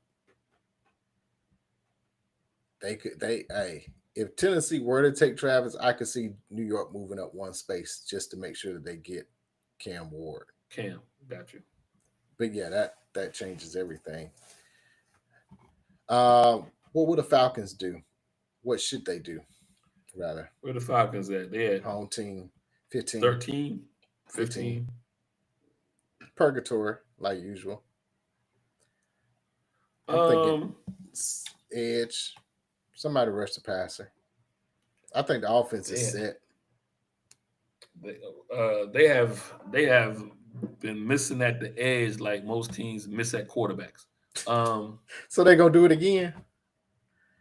Oh, don't say that. No, they're not going offense. I know that for sure. Okay. I'm just saying their last few, whether they've tried to get an edge rusher in the trade with who they got from New England who didn't pan out. Or Jordan. Yeah, he did. Or when they picked up old boy from the Clemson. He had the one good year. Teams Beasley, figured out Vic Beasley, and then teams figured him out. Yeah, and was running him up the hash line. Yeah, because he had no moves. Yeah. So I mean, yeah, you do need whatever it is. If it should go toward the defensive line or defense. I feel like you said, the offense is set. You got your quarterback, you got your running back. You're pretty decent. You're decent at wide receiver. So the best possible defensive player on the board at 15. And to your point, I think mock drafts has them taking an edge. So yeah. Now, which edge though? Like the mock draft, they got them picking a guy out of Marshall, but then the very next pick, St. Louis is picking the edge and a guy out of Georgia. So do you pick it? If I'm the Falcons, I'm picking up somebody off of Georgia's defense. Georgia, yeah. Because I just watched Philadelphia the last 3 years. Right. Basically draft Georgia. Georgia and Alabama, right. Yeah. So I'm going SEC. If you're going to get an edge guy, if he's there, he, according to the one mock draft, he would be there. Yeah, they got them going and getting the guy from Marshall. I'm getting the guy from Georgia. Right. That's the most Falcon thing to do. What's your team, the Washington Commanders, gonna do? Oh, they're my team now? Yeah, you back with your boo. Come on now. Don't act like that. Y'all done made it IG official and everything. Come on now. Y'all back together. So obviously, to me it's all defense because they made their move and getting who was it, Ayuk over the offseason and only giving up a 5th round to get him. So you seem pretty set at offense. To me, it would be somebody on defense. Let me just glance real quick at the draft because they would be picking late. Because when they pick in late 1st round because they made it to the they got the 29th pick. I said defense. They going with a safety. Guess from where? Georgia. Is it where is Starks? Starks. I was about to say Spikes. Spikes. Starks. Yeah, I knew it was an S. Yeah. Malachi. Yeah. So that makes sense. I mean, I know it's defense, right? And then you already know what you need to do in your division. Philadelphia ain't going nowhere for a while, and they are loaded on offense. as dysfunctional as the Cowboys are, they still do have two good wide receivers. Yeah. You know what I mean? Didn't they have somebody retire? Who? Dallas. They had another O-line retire. Mm-hmm. Yeah. That's two now, right? They done had like 5 players retire, haven't they? Or leave tired, or something. Man. They tired. That's tired, boss. Been 30 years. like the lady from the Titanic. Been 84. It's been 30 years. Yeah, 8-time Pro Bowler, left tackle Tyron Smith, retiring after 13 seasons. So that's him and Zach Martin. Yeah, Zach Martin was the one I knew who had retired. Yeah, but I didn't realize they lost somebody else. So yes. Yeah, that changes all of what Dallas might be trying to do in the draft. Damn. They gotta go all O-line at this point. Yeah. Which means they might be making some moves to jump up to get somebody, or I think there were several O-linemen. There were several O-linemen to drop down and get multiple picks. You know, they might want to give up a pick to get multiple picks to address multiple things in this draft. But I see this draft being heavy O-line and edge rushers. I think it's going to be in the first round. I think it's going to be it's going to be a lot of defense. And like I say in tackles, but a lot of defense. Yeah. Mm-hmm.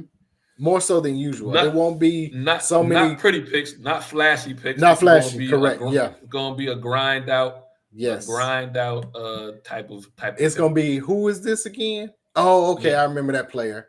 And then they show him getting in the backfield on 4 straight plays. It's going to be that type of situation. Or protecting the quarterback, and he only gave up 2 sacks all of last. It'll be that kind of draft, I want to say. But to your point, 2 quarterbacks and probably 2 wide receivers is my guess. Now, where does running back? I was about to say, I feel like no wide receivers really might not go in the first round because they're a commodity. I can get you in the second round. I'm gonna go with 2. Okay. I'm just off of average. The law of average is telling me it's gonna be at least 2 taken. 2 quarterbacks, 2 wide receivers, and Genty. Okay. But everything else is gonna be on the line. Or safety, like you say, but majority on the line. I think my Bears, if Genty falls that far, we'll pick him up. If not, we going a tight end. Well, the two wide receivers, you might have to count one of them with Hunter, since he might decide that he wants to. They might call him. I don't know what they might call him a cornerback / wide receiver, or whatever. So player, he's just a football player. By the way, I feel like it's going to be. Not counting him, I feel like it's only going to be like one wide receiver that might go in the first round. I think I think everybody is looking to the non-sexy picks this year. Like I said, O-line, D-line, safeties, corners. Yep. I can wait till the second and third round to get those wide receivers or running backs or things of that nature. Yeah, because it's not like a wide receiver outside of what's your boy from Texas really stood out. I don't mean by stand out, because you were talking about Nash. Was it Nash that San Jose State? As far as top talent, what you can't ignore, it ain't but one of them this year. Yeah. Yes, at San Jose State. He probably won third round. Exactly. Yeah. So to that point, I can get him in second or third round. Outside of Travis Hunter, who is just a football player, Golden from Texas. That's it. As far as a standout wide receiver. And even then, if it's an O-line or edge rusher that I like, I would still probably I still might pick that and still try and get Golden or somebody else as a wide receiver in the second round. At this point, but I know that certain teams. Well, no, I don't look for And you might, Miami. maybe 3 quarterbacks go. I mean, that's a stretch. I'm with you. I doubt a stretch, but I don't know how. I think a lot of people talking about Dart might make a move up a little bit. Yeah, it's possible. Like I said, with Shador maybe falling and Dart maybe going up, it's still late. With either one of them, again, it just depends on what New Orleans does, right? If New Orleans says we're not going to get a quarterback and we're going to me, if I'm New Orleans, I try to find my best players, I don't go for a quarterback this year. I get have one more season of garbage and let me try to get Eli nephew next year. That would be perfect. You see what I'm saying? And so I killed 2 birds with 1 stone. I get the famous Manning Excel tickets. Get a Manning. I get a Manning. I get a man in the building. Yeah. And bring back Archie. Yeah. So I just, do you try to start filling your team out in other areas this year and bite that bullet and be 3-13 or 4? I think you have 3-14, 4-13. You have to, because what if you do get a Shador and he has to run for his life the entire time? Yeah, you ain't got because you haven't built anything. Exactly. So build around whoever your quarterback is going to be. So when they come in, they can have the success starting off. Yeah. But you can't have him back there running for his life. I don't think this is the year, if I'm New Orleans, to get a quarterback. This is the year to get whoever the best player is available. Yeah, and build a team around that, and get some more of this, because they got so much dead money, and get some more that to fall off, where maybe you can next year have a high pick and then be able to go after some guys in free agency. Yeah. So, speaking that's why we want our $2. We want our 2%, New Orleans. Falcon fans are gonna like us for giving them this advice, but I know, right? What do you make of Shador and Travis Hunter jerseys being retired at Colorado? I have no problem with Hunter being retired. He won a Heisman. Because he won a Heisman, yes. Yeah. That makes sense. I don't understand I don't know Shador. 2 years? Okay. Did you win a bowl game? Right. I'm literally like, did you win a bowl game?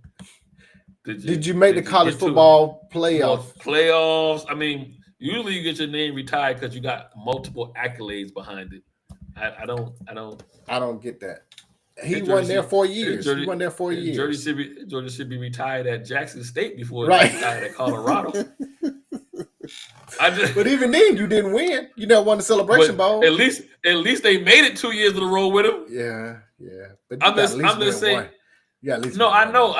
Usually when you get your stuff retired or whatever, because you have done something. Yeah. Well, yeah. Other than just raise the attendance. Right. And most folks probably say that's more Dion than them. Right. Well, he brought his own bags, as he said, but still, I get Travis Hunter. You won a Heisman. Yeah, that can't be taken away. That goes with the Airbnbs and everything. That stays with Colorado. And is Airbnb jersey retired? It should be. I'm not sure, but it should be. But so, you gotta do better, Colorado. Dion, you gotta do better. I think I seen somebody say retired jersey. My son and Travis Hunter. It said number 2, my son, or Dion's son. And then number 12, Travis Hunter, Heisman Award winner. You know what I mean? No, it has not been retired. Oh, then nah. Then no. Yeah, he wore number 1. It has not been retired. Cordell Stewart number retired. Because we know more we associate Cordell with Colorado than we do. Yeah. Cordell number retired? I don't know. I think the answer is no. I think the last jersey that get retired in Colorado got to be when the black and white TV was going on. I don't know. Oh, that's possible. No, it has not been retired. So, What you doing, Colorado? Well, with Dion, what you doing? Yeah. How do you not have Cordell Stewart and Eric Bieniemy jerseys? They should be retired first. I just. And then Travis Hunter. Shedeur doesn't get his retired. I'm sorry. You should go ahead and go back and be like, you know how we were tearing down the civil war statues, the Confederate. So you should have a ceremony where you go back and you get Cordell, you get Eric Bieniemy, and then you do Travis Hunter, and then you got to wait another year before you do Shedeur. Let Shedeur have a good rookie season whenever that is. No, he doesn't get it. No, he still doesn't get it. He don't never get it. He don't never get it. I'm trying to give him some cover. Would you retire no LeBron for the Lakers? They already gave him a statue, so wrong. I know he's trying to go. Okay. I know you're trying. But he got a bubble chip. He got a bubble chip. My bad. He got a half a chip. He got a half a chip. Yeah. Who else came in at the end? Did Shaq get his jersey retired for Cleveland? Or Boston? No. Or Boston? Or Phoenix? I'm going with Phoenix. Or Phoenix? everywhere he played after he left the Lakers. No, it's either the Lakers or the Magic. Or Magic, yeah. That's it. Yeah. At least with the Magic, he made a finals. He made a finals with the Magic. They lost it. And then he made multiple finals and won with the Lakers. So those two, yes. Okay, here's one. Did Shaq get his retired with Miami? No. Even though he won a championship, but he wasn't there long enough, right? He wasn't there long enough. But he wasn't there long enough. Everybody, and that's the way. I see Orlando having one more so than Miami because even though he didn't win in Orlando, he was there for so long. Yeah. You got at least his career started there. Yeah. Give me multiple years, 5-6 years before we even start talking about, and this is of course pros. College, you need to be there at least 3. But in college, when you get your number or have something like a Heisman put up on, But you either won, in this case the Big 12 so many years in a row. Right. You won multiple Orange Bowls, and you broke some records. And you broke some records. Right. You broke some records along the way. Yeah. So none of those things apply to Shedeur. Again, Travis Hunter won the Heisman. It's no brainer. No brainer. He won the Heisman. Yep. They ain't had one. Ever Shedeur. Right. So, no. Yeah. No, that's an overreach with that one. Like, I understand the impact that the two players have had. I get it, but still. And I can make an argument that impact was more Dion. You know what I mean? And I'm not saying those guys did not play well. I'm not saying they didn't have an impact. You got to play well on the field. I'm just saying most of those eyeballs came there because most people ain't never seen Shedeur or Travis Hunter play when they was at Jackson State. No, they didn't. You see what I'm saying? Because Dion. Because Dion. Right. Yeah. And Travis did something that we may never see again. Play great on both sides of the ball. Both sides. Not just play, but play great on both sides of the ball. He won the Heisman because of it. Right. So yes, I ain't got no problems with him having his jersey. He outbeat a guy that threw for 50 touchdowns. I'm just saying the people he beat to win it, No, you're right. Where in previous years they would have been. He outbeat a guy who rushed for whatever. I forgot how many yards Genty rushed. You know what I mean? He outbeat guys who had in any other year they would have won the Heisman. They would have won the Heisman. So, no, you're right. Let's go baseball real quickly. Mets the Braves 16-7 for the Mets. They're still leading the East.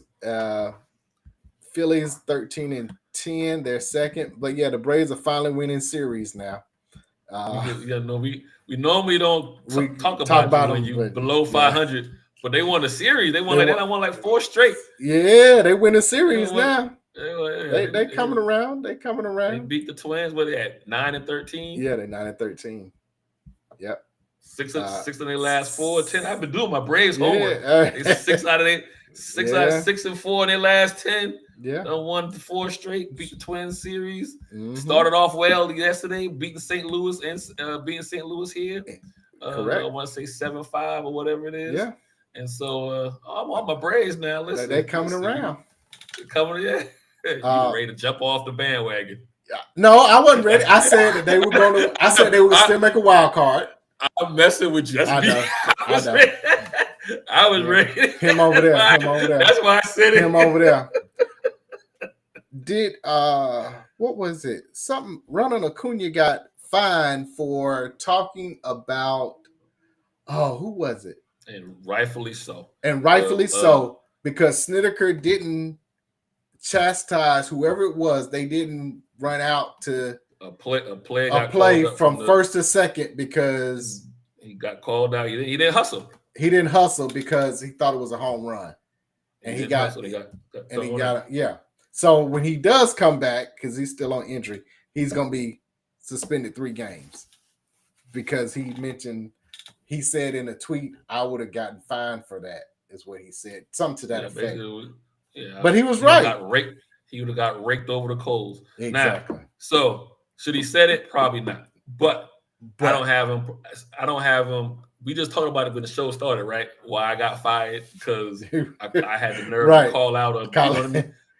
He's not gonna get fired because he's a star player, right? He's gonna be suspended 3 games from the team. But Snedeker, you have to treat your star player no different than you treat the 164 first guy. So if it was good for one guy to do, everybody should be doing it. You know, it doesn't matter if where you called out the star, you got to call out this guy too. Everybody, yeah, and so and even more so when you start losing off so slow. When you losing, like every little hustle play. How do you know that doesn't turn around the season? Not the season, but a game which turns around a series, which turns around the season. Right.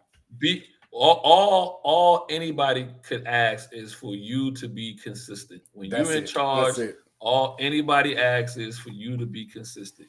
That's you all. Want to be hard on one guy publicly, be hard on everybody. You gotta be hard publicly. on everybody. And this guy probably should be doing it more because you just called him up. Right. Of all the people. Of all the people that should be hustling. Right. It's you. Hey, in the Central, the Cubs are up. They leading. They 14-10, a game and a half up on the Brewers that are 12-11. That's it. And then in the West, it was the Giants who were off to a hot start. Now it's the Padres. They done found their mojo. They're 16-7 with the Dodgers as well, but the Giants are only a game back at 15-8, and then the Diamondbacks are 13-9.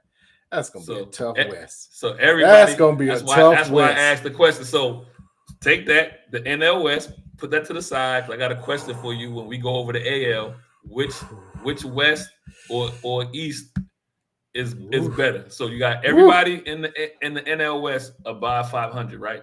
Except for who's the last team in there? The Rockies. But the Rockies have still got like 9. I think they got more wins than the Braves. They're the worst team in baseball. They only got baseball. 4 Okay, wins. My bad. Okay. They can't have no wins. Everybody else is beating up. Yeah, beat up. Yeah, true. They can't get no wins. So the 4 East, teams, 4 out of 5. AL East. Yeah. AL East, the Yankees are 14-10. The game back is the Red Sox 13-11. And then the Blue Jays are a game and a half back at 12-11. So 3 teams. Okay. In the Central, it's the Tigers. Going on with Baltimore. Hold on, I don't know what's going on with Baltimore. I know we don't know. It's early. About them, but they gave up 20. I know. They gave up a football score a couple of days ago. They gave up. I saw that too. They lost 24-6, something like that. Something like that. Yeah. They got 24-8. Yeah. 2 field goals to the safety. Yeah. The Ravens showed up. It was 24-2. Yeah, they got a safety. They gave up 3 touchdowns and a field goal. It was 24-2. It was like the greatest show on turf. It was St. Louis that they that beat them. Like, dang. I know that. In the Central, Tigers and Guardians both 14-9. That's it. Now the West, the American League West, the Rangers are 13-9, a game up on the Seattle that's 12-10. The Angels 11-10, a game and a half back. The Astros 11-11, 2 back. The A's are 10-12, they're only 3 back. So yes, they are the one team that's below 500, but only 2 games below. Yeah. So who you got? You got the AL West. better than the NL West. I got the NL West, and the only reason why I say that is because defending champs. It's so and it's so top heavy. Like you know what I mean? Yeah. So I think now record wise, it is the American League West, but because the defending champs are out there battling, and you got the Padres as well as the Giants who have recently won. Nobody in the West has won except for the Astros and the Rangers, right? In the AL, right? But in our lifetime, we've seen more recent times. We've seen the Dodgers, we've seen the Giants because their Giants were like every 2 years at one point. Every other year they won. The Padres are back and made a playoff run, so I'm going NL slightly NL West. I'm gonna go out here because we live out here. Like the words are big. Big. Don't ask me no questions. I live out here, I'm going. I always go National League, so I go with you. I give a slight edge to the National League because of, like you said, the defending champions in there as well. They are here. Hey man. Hey, follow DNA Sports Talk on Meta, Facebook, DNA Sports Talk on X, Twitter, DNA Sports Talk Snapchat, DNA Sports Talk Instagram. Reach us directly. DNASportsTalk at Gmail. The website www.DNASportsTalk.com. Monday, 7 to 9. Peace.